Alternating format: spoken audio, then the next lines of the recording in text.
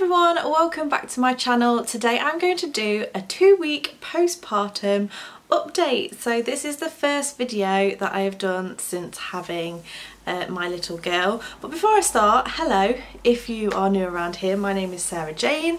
On this channel I have got lifestyle videos such as pregnancy updates, which will no longer be happening because I've just had the baby girl, but also other things as well, so homey things, makeup, hair, anything that you want to see really. So if you like that kind of thing, make sure that you click that subscribe button and stick around for a while. But as I say, I'm going to do a 2-week postpartum update. I don't know if this is something that you want to see, but I'm quite interested in watching them at the moment just to make sure that, you know, the things that I'm experiencing, other people are experiencing as well. This is all very new to me because this is my first baby.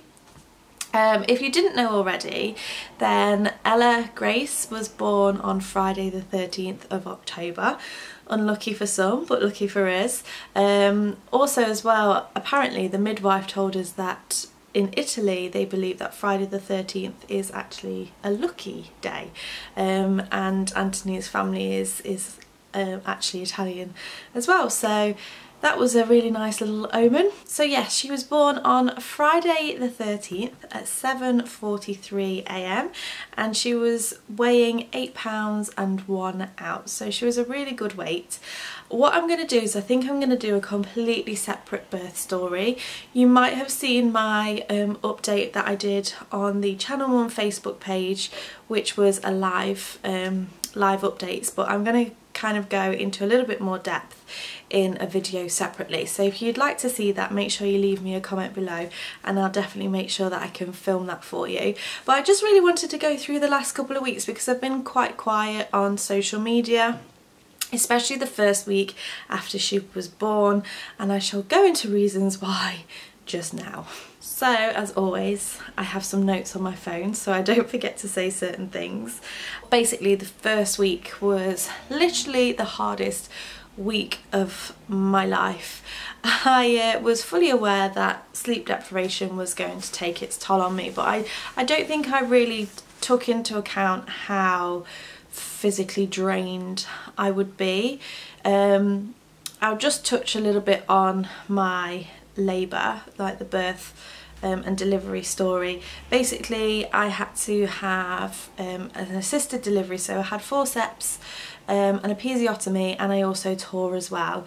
And when I was being sewn up afterwards, I lost 2 litres of blood. So I lost quite a lot of blood in the end, which made me have a very low immune system. My iron levels were super low. I almost needed a blood transfusion, but I did get away with not having one of those. So all in all, I was feeling pretty tired and very worn out. So on top of the lack of sleep was the physical pain. I was very swollen down below because of stitches and things. I also had a cannula in each hand and a catheter fitted, so it was really difficult to move. I was in hospital for a day, so I had her on the Friday and I came out of hospital late Saturday, and from all that time, actually right from the Thursday morning, 5 AM Thursday morning, right the way through to Saturday night, I'd only had 2 hours sleep. So I was absolutely exhausted. Then getting home and feeding baby constantly, and even when she went down and she was sleeping, I would not really sleep myself because I was constantly checking to see if she was okay. So the lack of sleep on top of the physical pain made it a very hazy week, and I really didn't do much other than feed the baby and doze a little bit myself. So yeah, it was a pretty tough week.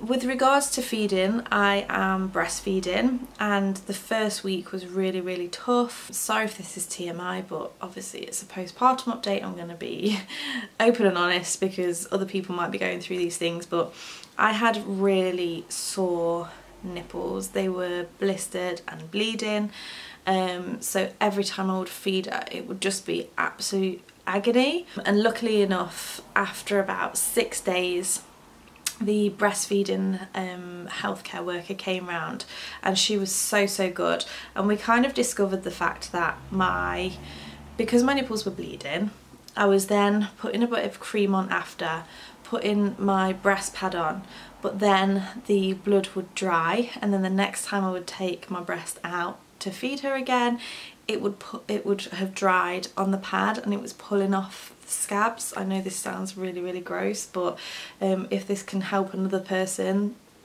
then, you know, I would rather just share.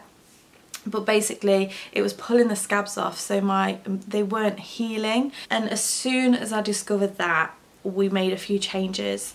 I actually put a little bit of Vaseline on the breast pad just as an extra bit of barrier, and I was putting a little bit more cream on because I think I was being a bit sparing with it because they told me not to use too much. As soon as I noticed that, and as soon as I addressed that, within 24 hours it got much better, like a drastic difference.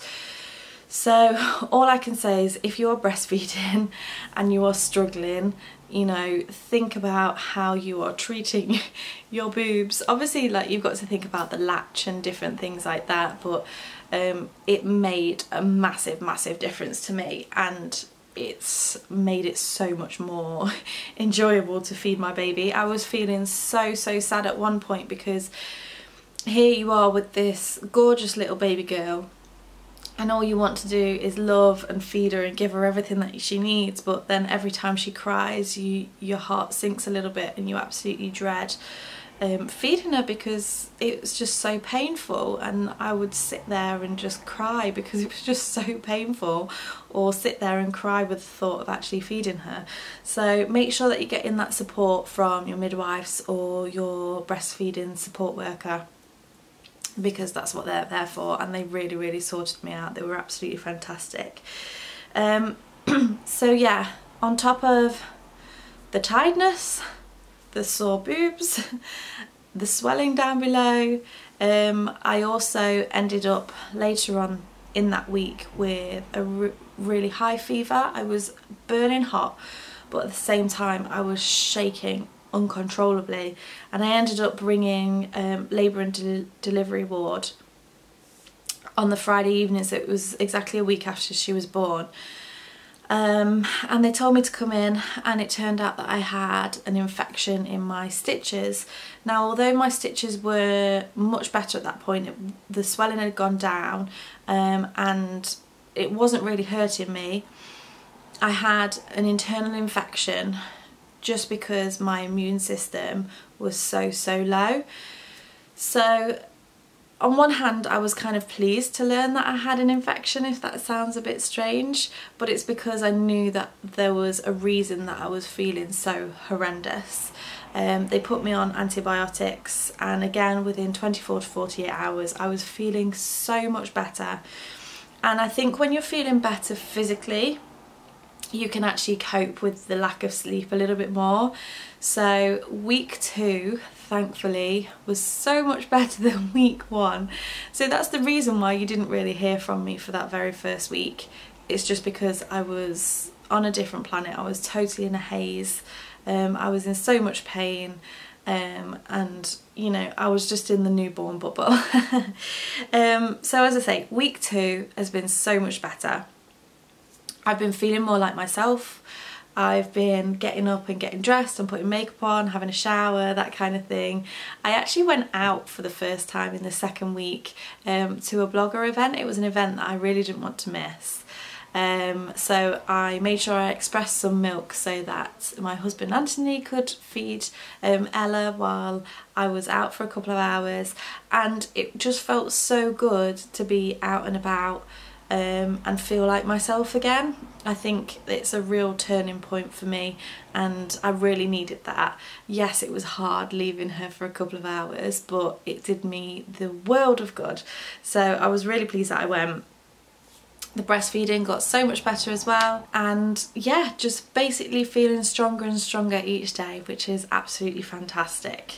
So enough about me, let's talk about little Ella. She is not with me right now. she is asleep downstairs and I didn't want to disturb her.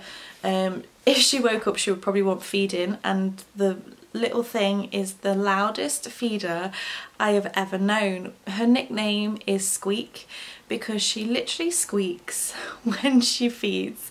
If I can insert a clip I will do here, and I'll also insert some clips of her so that you can take a look at her.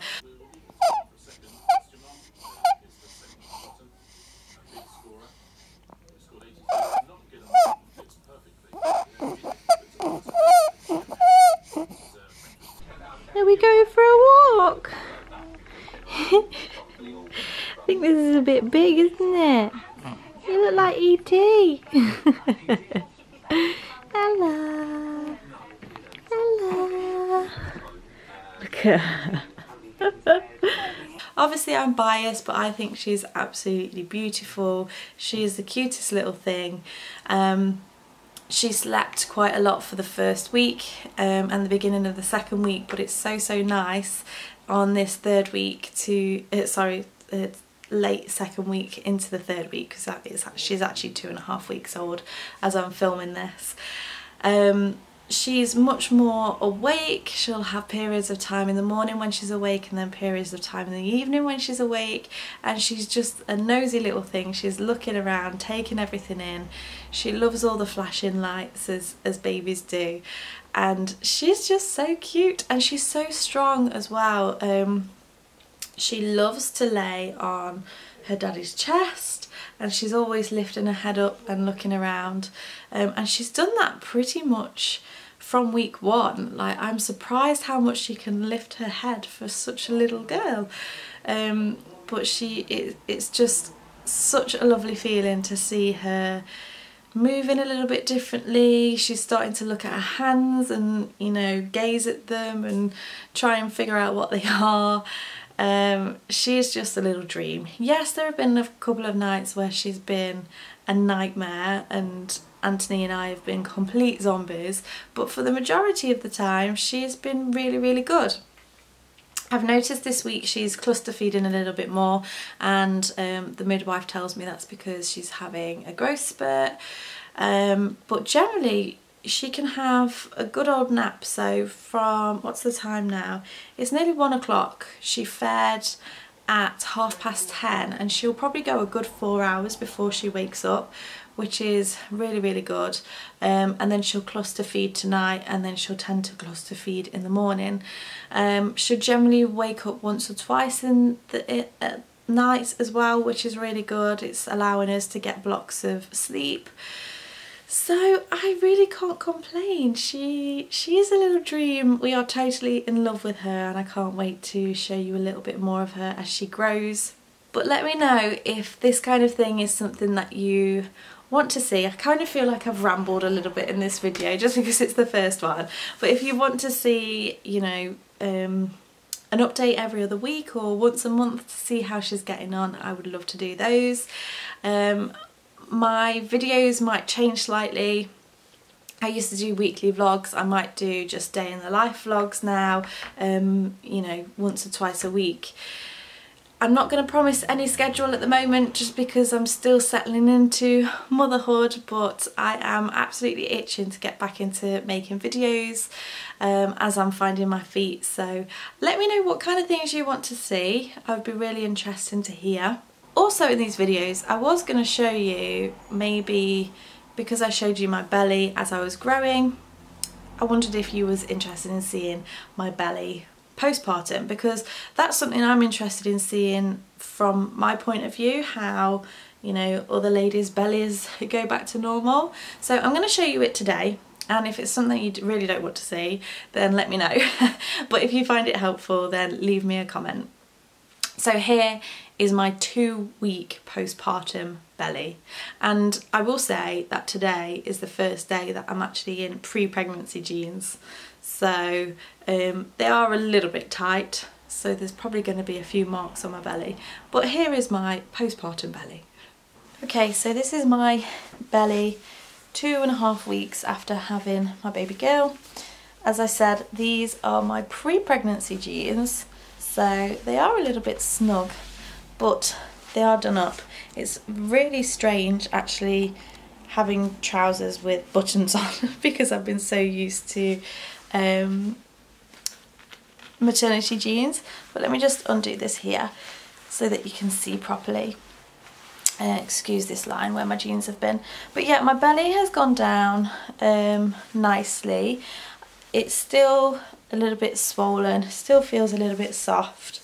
You can see just under here where I've got these stretch marks, and this line is still here. I wonder how long this takes to go, but I also feel like my belly button's really dark as well. But I'm generally quite pleased with how it's going down. It's not sore or tender at the moment as it was in the beginning. It's just a little bit squishy. I've been putting cream on to help with these stretch marks. But yeah, if anybody has any advice, do I just wait for this to go? Is there anything that I can do for it? Because it just looks a bit strange. But yes, this is my 2.5 week postpartum belly, so getting there, I think. So there you go guys, that is my 2-week postpartum update and some clips of baby Ella in there. Hopefully next time I will have her with me, but as I say, she's a little bit noisy when she sleeps or feeds, so hopefully she'll quieten down a little bit. But I promise I will show you more and more of little Ella. But I really hope you've enjoyed this video. If you did, make sure you give me a thumbs up, subscribe to keep up to date with all of my latest videos. Thank you so much for watching, and I shall see you again next time. Bye!